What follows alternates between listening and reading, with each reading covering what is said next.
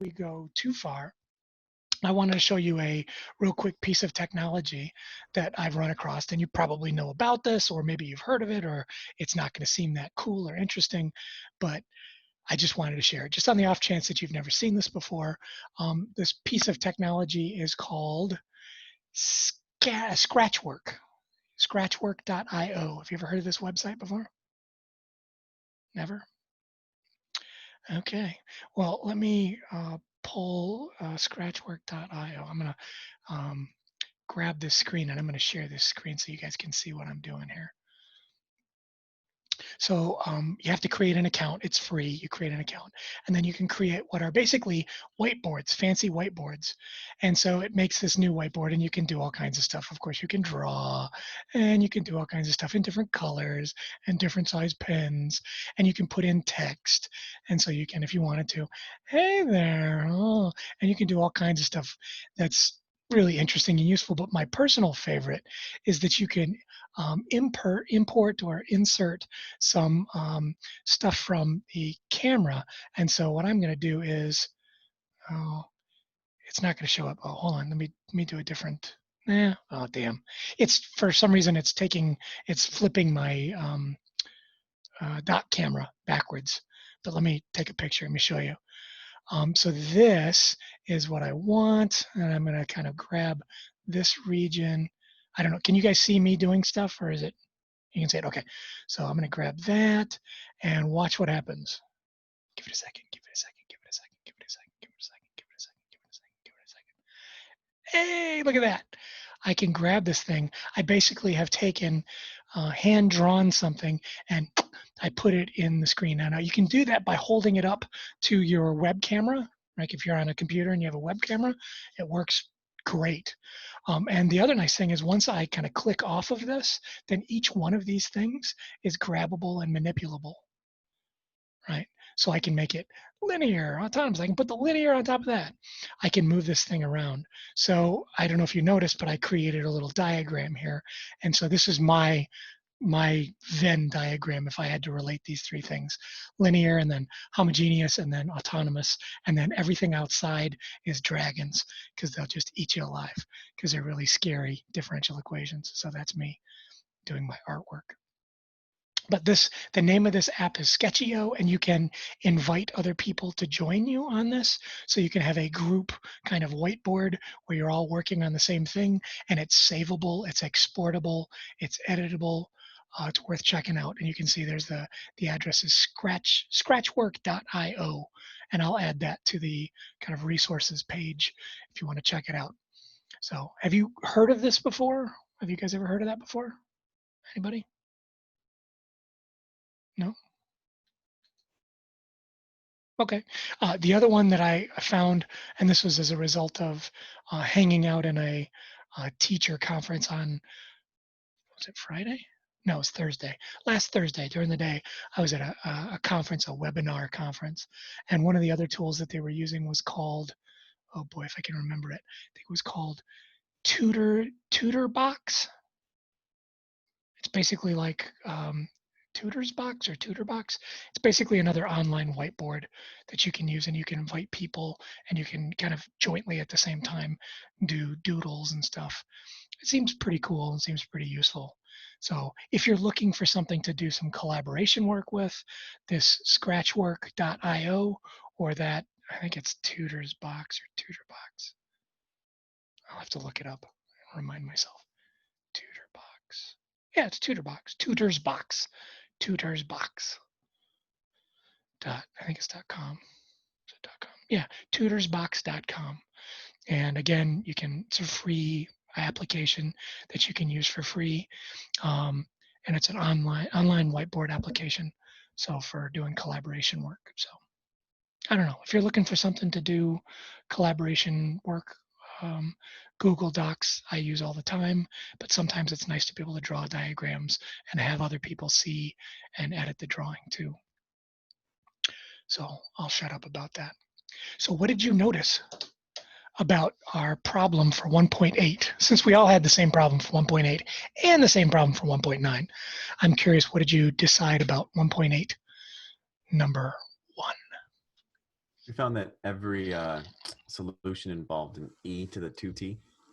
Yeah, not only e to the 2t, but it was a constant times e to the 2t, right?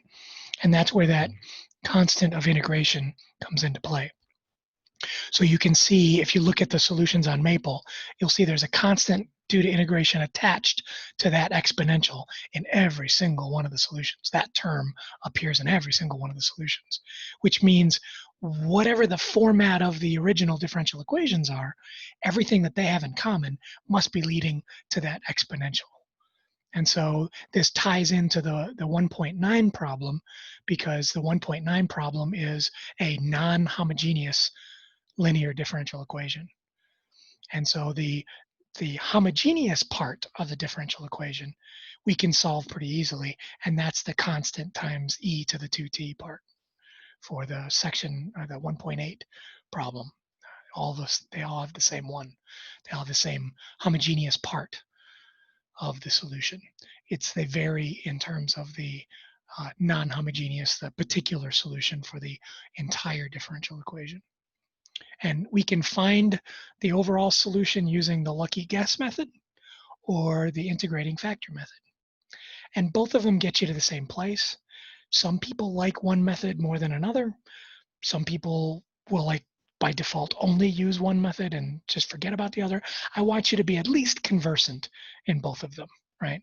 Because you want to know as many methods to solve differential equations as possible. By the way, I'm curious, how many people are integrating factor people? Like all the way, that's what you'd use. Yeah. How about lucky guess people? Where are my lucky guess people at? I've never, ever, in all my years of teaching differential equations, I have never run into a person that said, I prefer the lucky guess method. I understand. I know what it's like. The problem is that sometimes the lucky guess method can actually get us to a solution a little bit quicker, because sometimes those integrating factors are really ugly and they create integrations that are kind of nasty. Notice the thing about the lucky guess method, no integration required for that, guessing the particular solution. The only part where you need to do any integration is solving the homogeneous part, right? No place else do you actually have to do any integration. That's actually one of the reasons why it was promoted as a solution technique, as a strategy, because you could teach it to people who didn't know how to integrate. You could teach it to those, pre-calc students or the Calc 1 students who weren't very good at integration. You just be like, here, solve this for me. All you have to do is know how to guess and then take the derivative of a guess and see if it works. So regardless of which method you prefer, and everybody always prefers the integration factor method, make sure that you're comfortable doing both methods, right? You need to be able to do both methods. Okay, so here's what I want to do now. I would like, let me see if I can pull up yeah, there you go. I would like to have us take a look at 1.9, and I don't know, let's go with,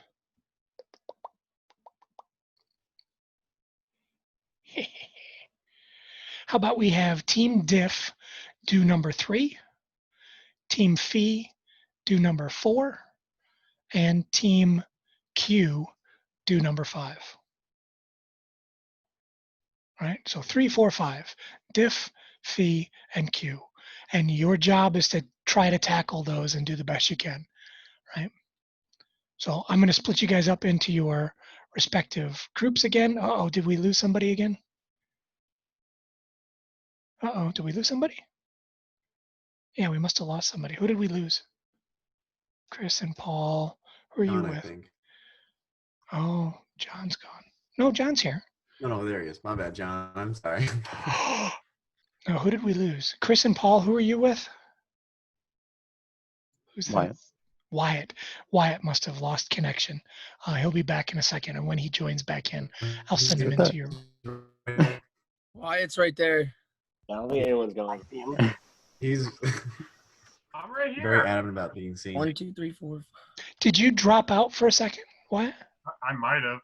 Okay, that must have been what happened. Because what happens is I have you guys in my breakout room list, and whenever, let's be honest, it's usually Austin. Whenever Austin decides he's got to go to the bathroom or whatever, he gets up and turns off his computer and walks away, and he leaves and he actually disappears from my list. And then when he decides to come back to class, then he appears as being not assigned to any group.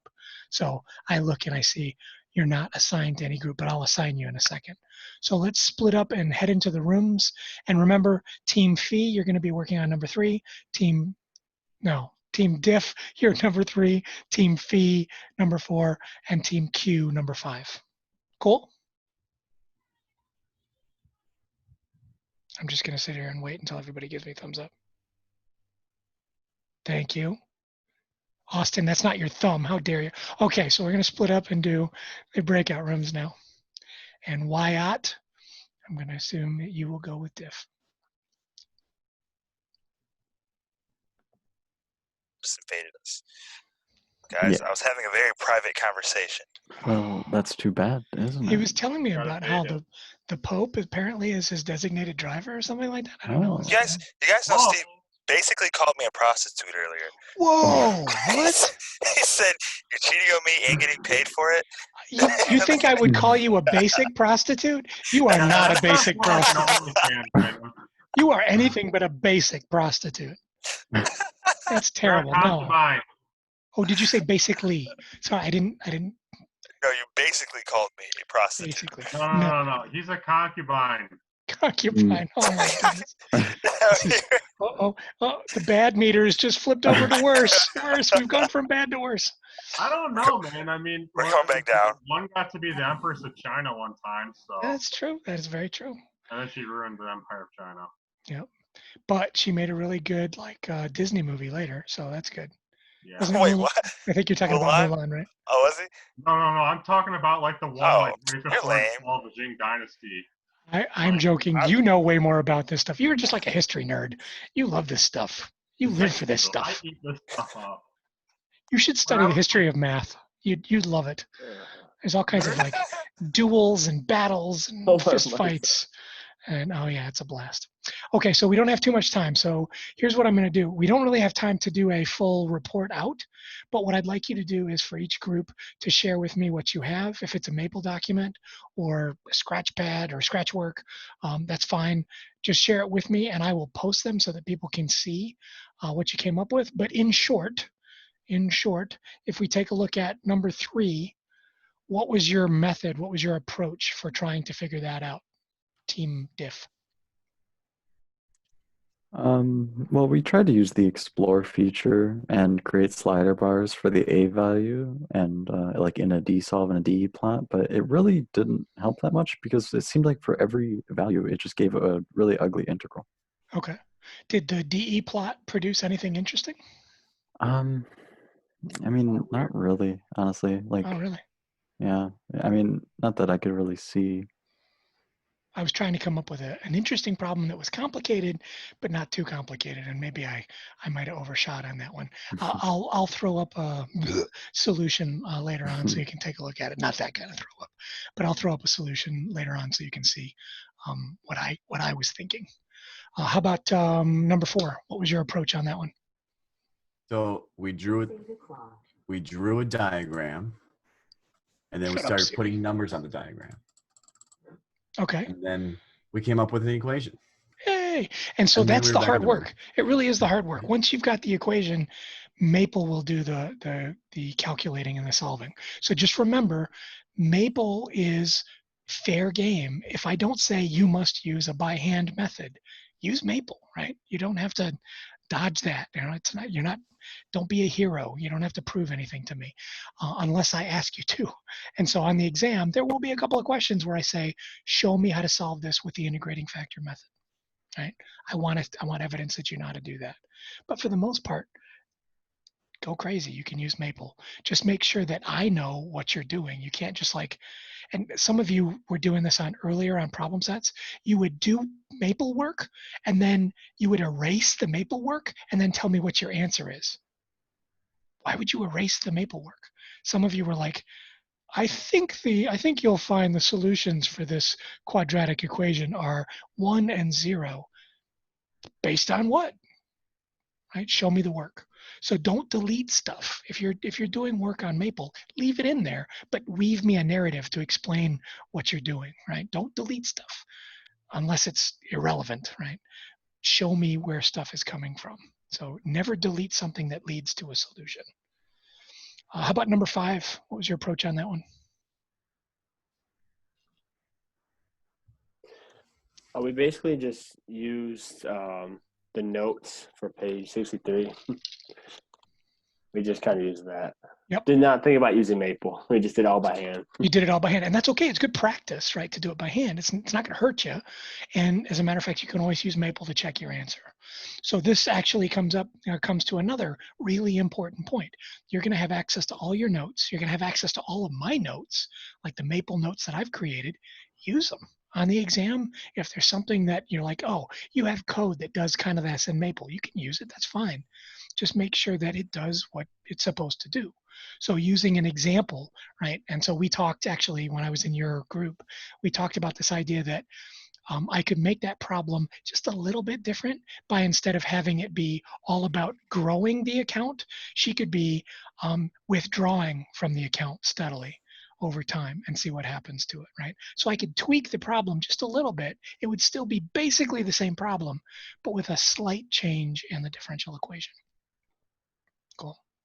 So we don't have there's no time left because we're out of time. But please note that there are a whole bunch of problems in the chapter 1 classwork that we didn't touch on. Now, I'm not saying that some of them might show up on the exam, but maybe you'll see them again. Who knows? So these are fair game to ask questions about and come up with solutions. But you have what to work on between now and Wednesday? What's the most immediate thing to get done? Problem set 5. Even more immediate than that for some of you. The video. Investigation. Investigation due tonight. Investigation, that logistic curve investigation. Somebody said videos. Absolutely. Some of you need to watch the videos. Make sure you've got those notes filled out because you've got problem set 5 to do before Wednesday. Get working on it sooner rather than later. That way you can ask questions tomorrow. You can work on stuff tomorrow. You can work with each other tomorrow. And remember, on Wednesday, right after class, you're going to have exam part 1, which is the teamwork. And as everybody knows, that makes the dream work. Yes, sir. Okay, so we're all done. Thanks for sticking around for 2 minutes, 3 minutes afterwards. And then if you need anything, you can stick around later and I'll answer questions, but I'm going to hit stop on the recording.